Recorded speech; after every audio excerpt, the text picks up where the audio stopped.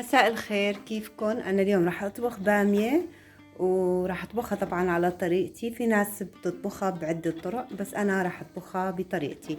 عندي هي بامية خضراء وأنا عاصرة بندورة جنبها وبالثوم طبعا راح أطبخها. وهيدي اللحمة سالقتها، هاي اللحمة أنا سالقتها هون.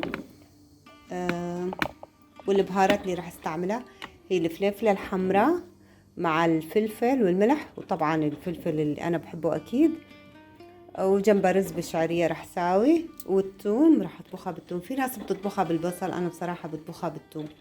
يعني كل حدا اكيد له طريقة بالطبخ، فخليكن مع الطبخة وشوفوا الطريقة. راح اضيف هلا زيت النباتي وقليها، يعني حمرها تقريبا شوي. هلا انا ما راح احمرها بشكل كتير كتير، يعني شوي مو كتير. هاي البامية عندي انا راح احمرها.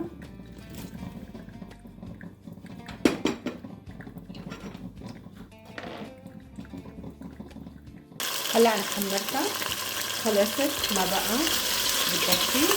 راح اقيمها وبلش الطبخة.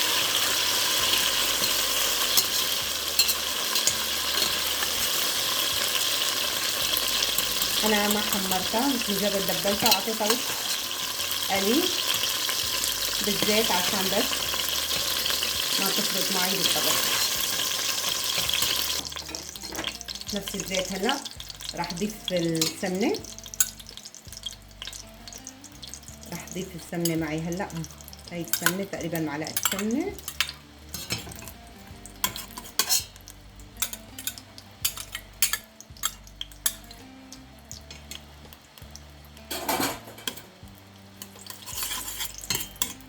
وحط الثوم كمان، قليه حمر الثوم شوي. انا كمان برجع بقول انه الثوم ما راح احمره، راح بس مجرد يعني دبله.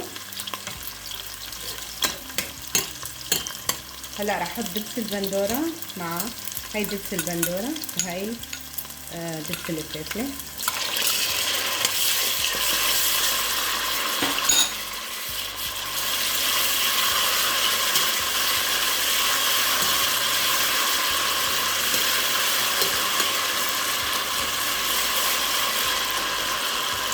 وهي البندوره اللي انا عصرتها راح احطها هلا.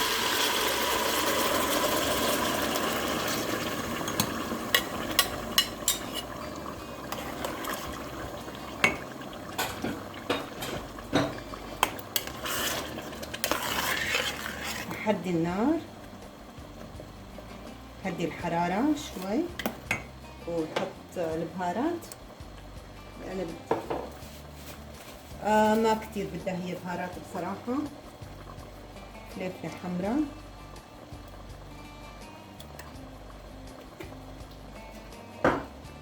بدها فلفل أسود،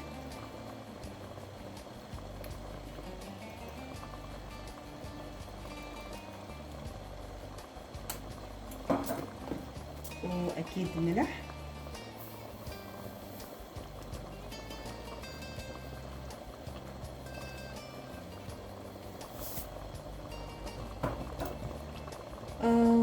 والفلفلة اللي بحبها أنا والفلفلة الحرة اللي بحبها أنا بالطبخ.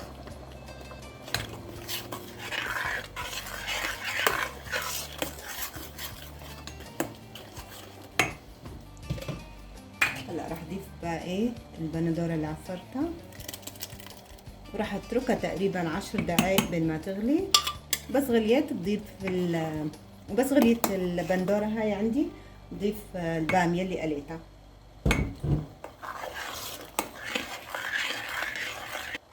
هلا راح اغطيها واتركها تستوي تقريبا 10 دقايق.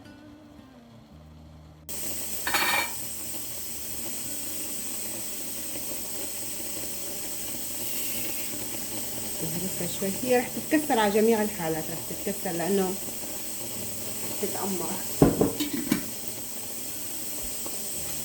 شأمرها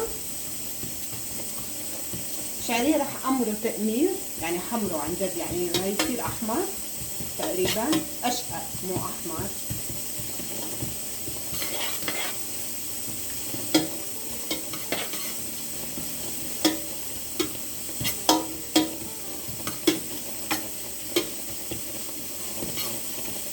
هلا هيدي الشعرية انا محمرة، برجع بحط فوق الرز اللي انا طبعا غاسلته ونقعته قبل بنص ساعة، ما بنقعه كثير بس نص ساعة. استوت الشعرية بطبخها بالزيت النباتي، الرز بطبخه بالزيت النباتي.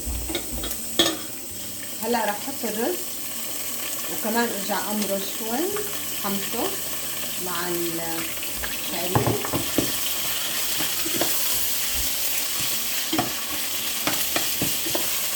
انا بطبخ الرز بحمصه مع الشعرية لاني بحسها بصراحة طريقة كثير بتطلع رز مفروض اكثر وبيطلع اطيب.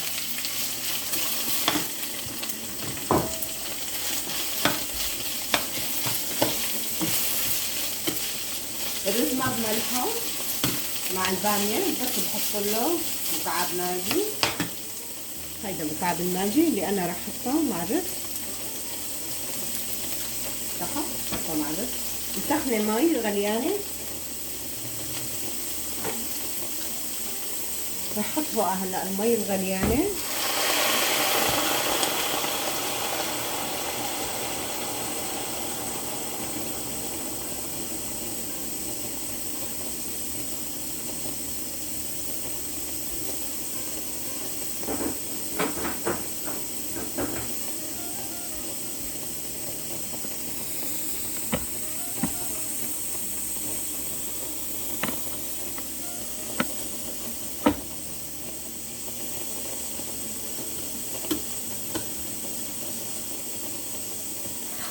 حركه يعني بعد هلا اكيد راح فتره واتركه لا يستوي خالص.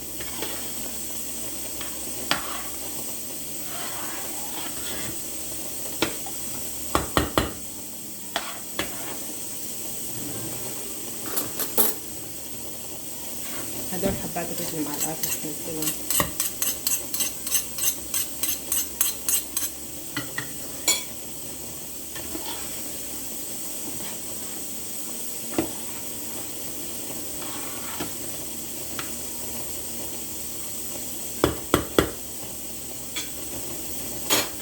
هلا هيك الرز عندي صار يغلي، رح طبق عليه واتركه يستوي.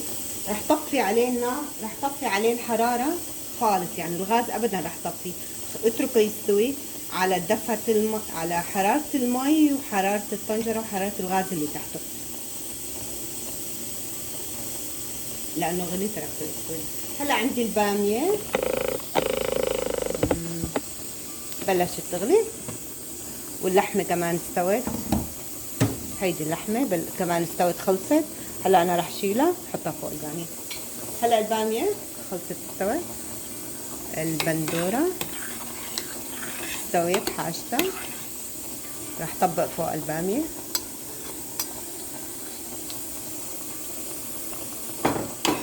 اترك البامية تغلي مع البندورة.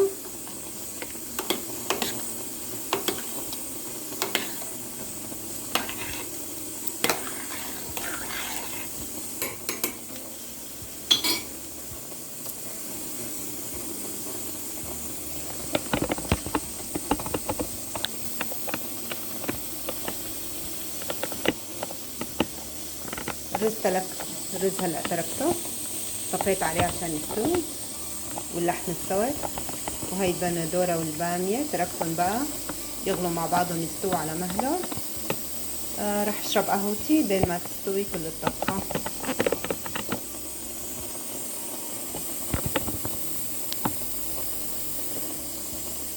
هلا البندورة تقريبا استوت مع البامية، تركتها تقريبا ربع ساعة. هي شكل البامية مع البندورة. كمان طبعا رح اسويها كمان لحتى تستوي البامية عندي بشكل مظبوط. هلا قبل ما تستوي البامية بشكل كتير منيح الطريقة اللي بدي اياها، انا رح اضيف اللحمة اللي سلقتها. هاي اللحمة اللي سلقتها رح احطها،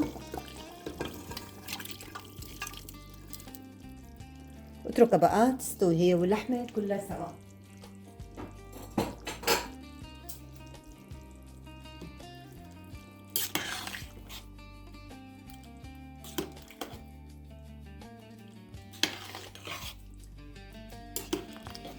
يلي هلا البامية استويت والرز عندي كمان استوى، راح اسكبهم.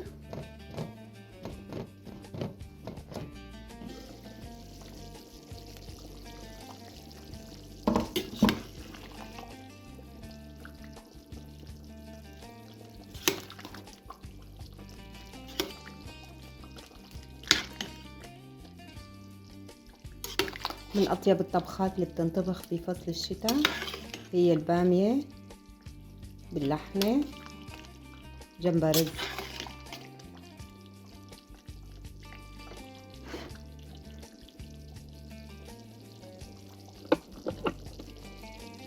بحط لها أنا نص ليمونة بعد ما تستوي عشان تعدل طعمة البندورة، لأنه البندورة مزة حلوة شوي مو حامضة، تعدل طعمة البندورة مع الملح وبتعطيها شوية حموضة.